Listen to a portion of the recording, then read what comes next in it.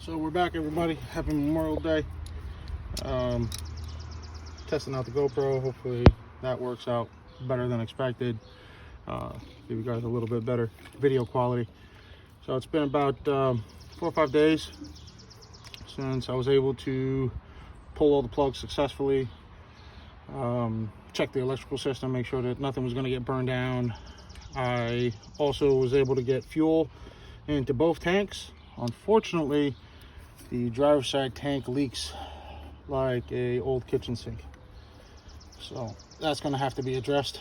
But we have the passenger side tank, which is surprisingly holding about 5 gallons with no issues. The benefit for us was when this car was last driven, it was literally driven until the empty light was on. There was practically nothing in the tank that was leaking, or nothing in the tank that was leaking, and almost nothing below the empty mark on the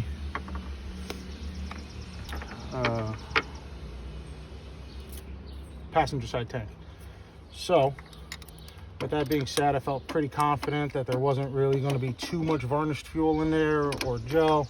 Again, this car hasn't driven in 20 years, so with it not driving for 20 years, the gasoline 20 years ago was still better than the crap that we have today, especially in the state I'm in, where we have ethanol fuel and we can't get anything but ethanol fuel. So the good thing is I still see Marvel Mystery Oil in almost all the cylinders. I don't know if you guys watched the end of the last video, you might want to check that out. I'm sorry for the poor quality. It was the first time doing this. Accidentally I bumped the key, and the motor starter engaged and got bound up, and I was like, great, we have a seized motor. That's going to be a ton of fun. This is going to suck, because now I have to try and unseize a British engine that nobody has parts for here, and everything's going electric and gasoline forever, so screw all that electric junk. But with that being said, after about a second, the motor broke free, and it got probably 75% rotation out of the motor, which was great. We're now going to pull the plugs all out, which I just did. I ended up running NGK BPR 5EGP, or shorthand code 7082. That 7082 code was the easiest plug I could get without waiting weeks. I know I could have got it on my Amazon, but I'm a mechanic in my day job, so it's just easier to get everything through the auto parts store. They bring it directly to me that day. I'm a very big fan of instant gratification, so I did not want to wait. So currently I'm throwing some towels, some shop rags down in the valley in between the intake and exhaust camshaft to try and absorb what I can only assume is going to be a gigantic mess once we go to crank this thing over. So it spawned last time, so now I'm trying to see. Can't get onto that crank. I don't want to pull anything apart, so I'm a very big firm believer, and if it's all there and it's all original and it's not physically broken, it should still work. So we're going to give that theory a shot. I've done it for years with small engines, locked up small engines, rusted small engines, engines that have ended up underwater in lakes, jet skis, snowmobiles, whatever. So now that I know that this turns, as it does, and that Marvel Mystery Oil has had some days to work its magic in there, we're going to see exactly if I can get all this oil out. I can barely get the crank to move. It's still moving, which is good. It's better than it was last time.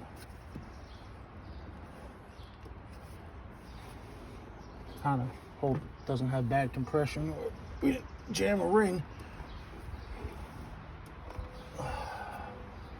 Last time we were up in there. So let's see how much of a mess I can make. Hopefully this works. also got a positive boot protector because I do not like these cables. Came off of I want to say it was like a 70 Ford Model AN Star military tractor. I don't know, but it's what I had in my box. Works out well. Should be more than enough for this. Probably gonna have to go through this electrical system with a fine-tooth comb if and when the car does run. So let's grab some keys, power. Let's see how we make a go of this, shall we?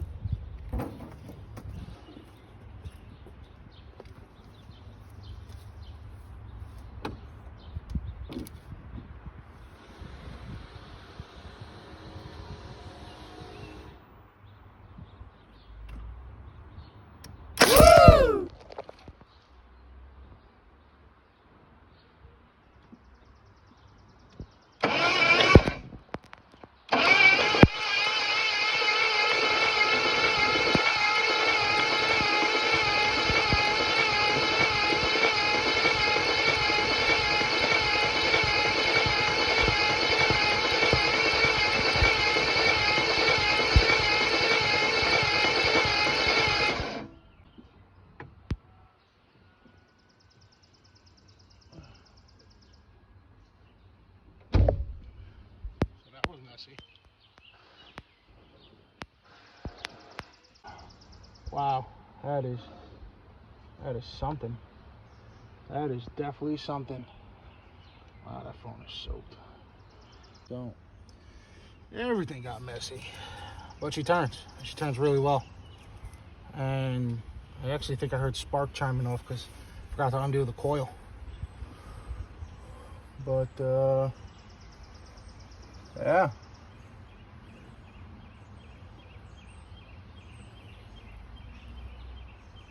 She should start. She turns. You hear the pup pup pup through the exhaust even with the plugs out. So there's a little bit of stuff going on there. So this should be pretty well. This should do pretty well. So I'm not gapping the plugs. Probably should. Not going to. Just gonna put them in. Put the spark plug wires back on, reconnect the fuel pump. Once I have the spark plug actually in the cylinder and the wires attached to it, and I'm not going to run the risk of throwing spark everywhere, I am going to pull the main feed to the fuel rail and cycle the key a couple times and see what kind of garbage comes out of there. Remember where the hell, there it is, right by the battery. Great. So 6 injectors standard, 1 warm-up enrichment injector in the manifold. And I don't know if it's possible on the Jags, but I remember from working on older Audis, you used to be able, just give it a quick inspection, make sure it's not all messed up. You used to be able to hook up the throttle position sensor reference wire to, I think it was like a diode pack. All stuff you used to have to make from Radio Shack yourself. Nothing you could buy online. But it would act as a 7th injector for wide open throttle. So I wonder if that's something we could possibly do here to help this thing along. I wanted to run actually a hotter plug. I know a lot of guys online said they'd rather run a colder plug. I know a lot of guys online, they also said they should just run the Champions. But again, the NGKs were easy to get. I could literally get them the same day within 20 minutes and instant gratification won versus waiting for the auto parts store to get them for 2-3 days, ordering them on Amazon, waiting for Amazon to come within 2 days, buying them on eBay. I almost bought Jag Originals. They really weren't that bad. I think they were like $11 a plug. But when I ordered the plugs, I wasn't sure if the fuel system held any fuel. Wasn't sure if the lines are shit, if the pump is done. I mean, this could all be for nothing. I could do this and the pump doesn't even work. Which, if that's the case, then I have other ways to make it run. Build my own little fuel system real fast. So that's the least of my worries. But I want to at least hear it run before I put any more time and money into this. I have another car that's a priority. So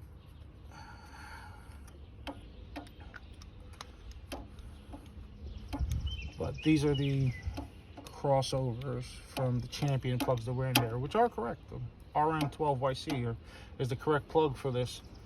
As far as the aftermarket world is concerned, the dealer tells you their plug. I'm not great with part numbers unless it's directly in front of me, so forgive me. But it was very, very simple to find. I literally just Googled Jaguar, my model, spark plug, dealer near me, and it came up. And the closest dealer had them in stock. Go figure. So I'm not too happy with what came out of cylinders 2 and 3. I'm assuming that those are the valves that were open to atmosphere. 4 is the one that we had with a broken porcelain on it, which I actually found that piece. It actually just got blown out the cylinder hole. So I'm guessing I cracked that when removing it. It was probably messed up to begin with, and I just did a number on it. Not cleaning anything, literally just spinning these down. I'm gonna snug these up. You know, forearm foot pounds. If you don't know what that is, it's when all the muscles in your forearms get tight, going from your wrist to your elbow. I've actually measured it out once or twice before on a 3/8 ratchet with no extension on a long socket. It's about 19 foot-pounds, which is probably too much for this, but we're gonna do it anyway. So I'm using quite a few extensions because I hate bashing my knuckles on stuff. And as you guys can see, I'm not the smallest guy in the world. So when you're over 6 foot and you work on cars for a living, you bang your head, arms, knuckles, everything.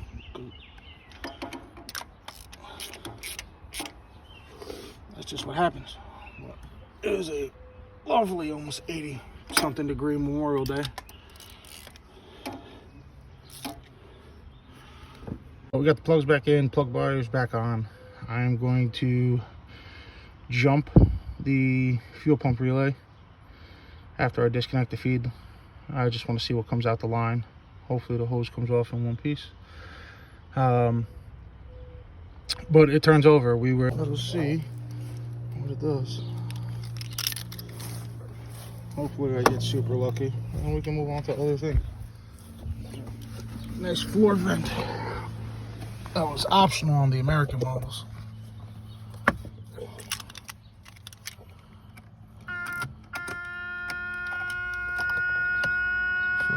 that gas gauge reads empty, which I'm guessing is the driver's side.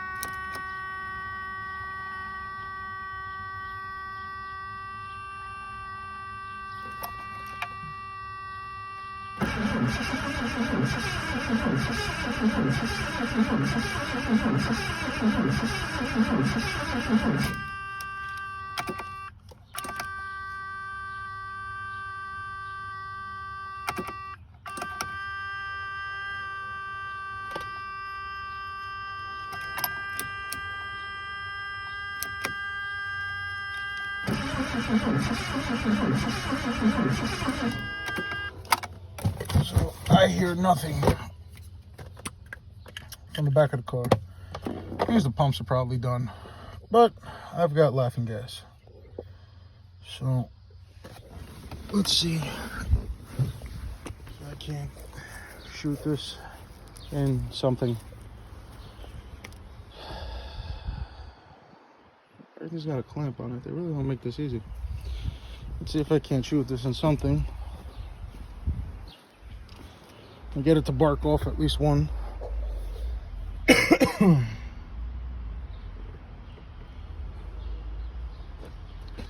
least one time.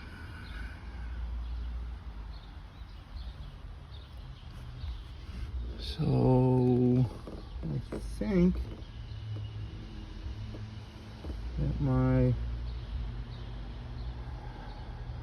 best shot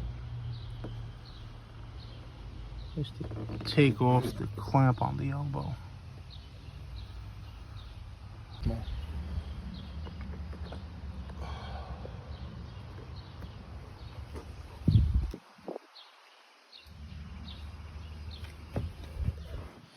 So, let me see if I can set this thing up somewhere. Stop getting motion sickness.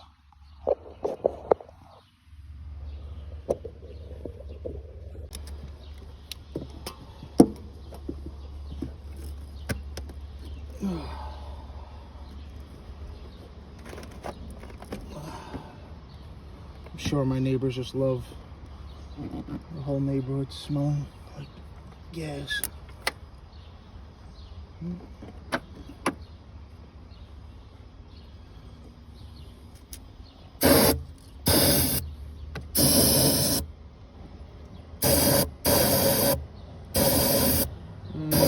One, two for good measure. 6 cylinders.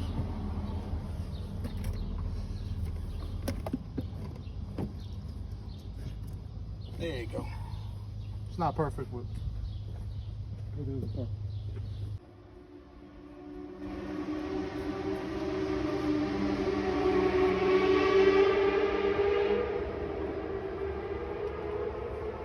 I'm pretty sure the exhaust has got a giant hole in it.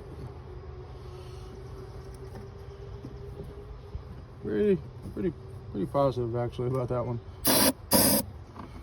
So.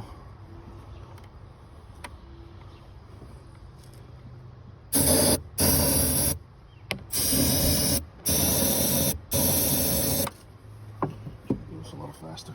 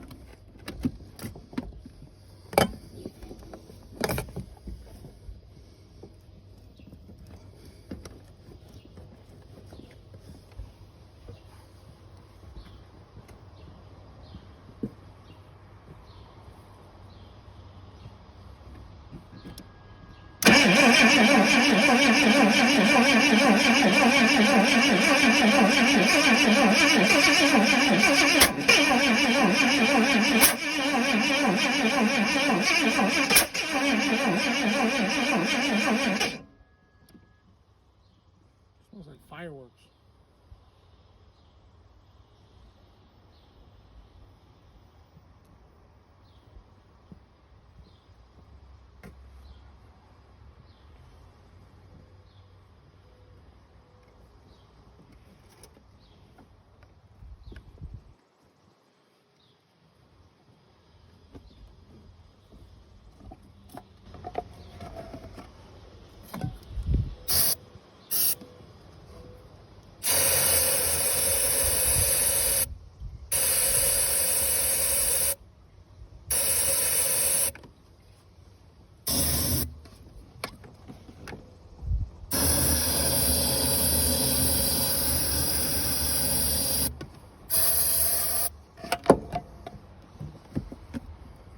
Is the right way to do it?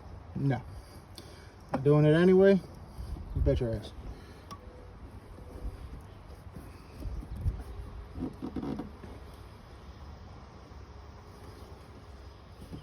Guess unless you've done this. So, this is a little fresh premium off the lawnmower. No two-stroke added to it, but this is for test purposes.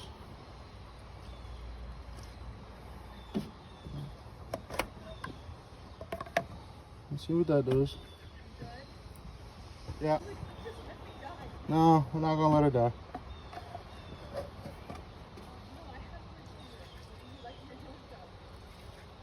Oh.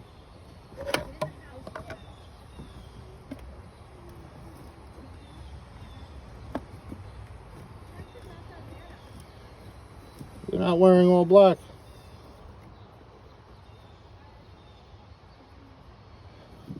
So that's way more than I want.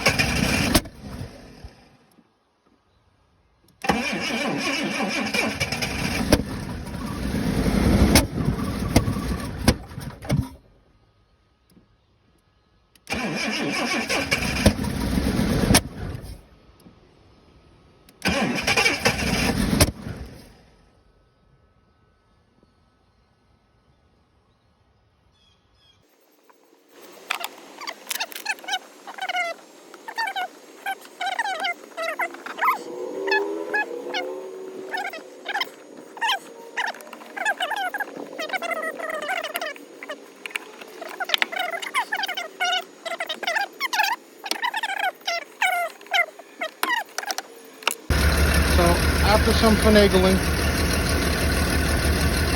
and when I say finagling, I mean I pulled out every old school trick in the book. All the comments and stuff like that. So, there we have it. Now I gotta figure out what the hell's leaking on the floor. So on Memorial Day, it was too hot, and the phone and the GoPro shut off, and we lost a ton of footage. This thing needs a bath, hasn't gotten any better. So what we did find, which kind of sucks, that leak was fuel. So I'm shooting this just because I need to end out that video and show you guys the problems of a 20-year-old car sitting.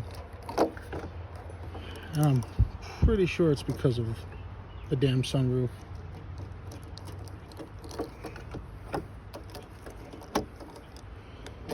So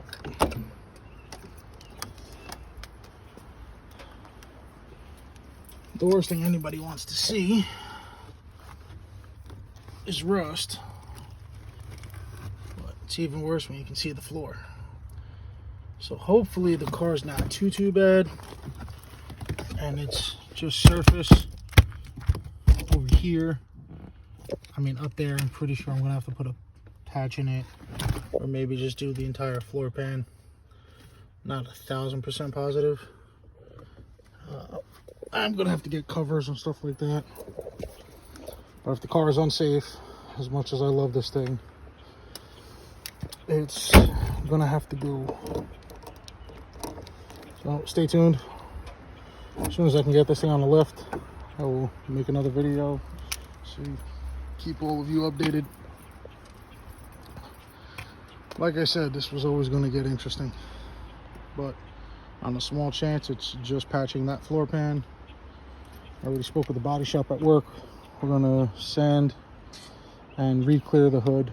I'm trying to leave this car as original as possible. I'll probably shoot it into the cowl panel and try and clean up that little bit of rust and pretty much just where the shine is.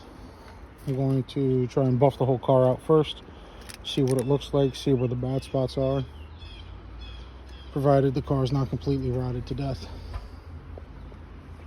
But stay tuned. I'll get another episode up as soon as I can.